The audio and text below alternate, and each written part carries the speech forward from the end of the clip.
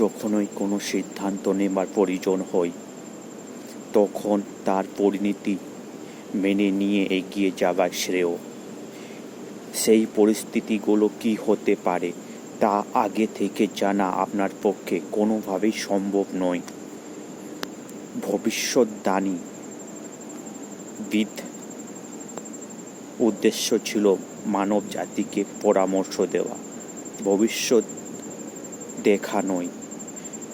ভবিষ্যদ্বাণী একজন চমৎকার পরামর্শদাতা, কিন্তু এক ভয়ানক নবী।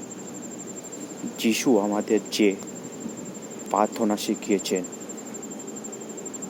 তাতে তিনি বলেন, তোমার ইচ্ছা পূরণ হোক। যখনই সেই ইচ্ছা আমাদের সামনে কোনো সমস্যা তুলে ধরে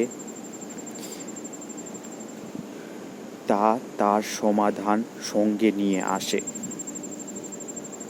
ভবিষ্যদ্বাণীবিদ যদি কোনো ভবিষ্যৎ দেখতে সফল হতো তবে প্রত্যেক ভবিষ্যদ্বক্তা ধনী, বিবাহিত এবং সুখী হতেন।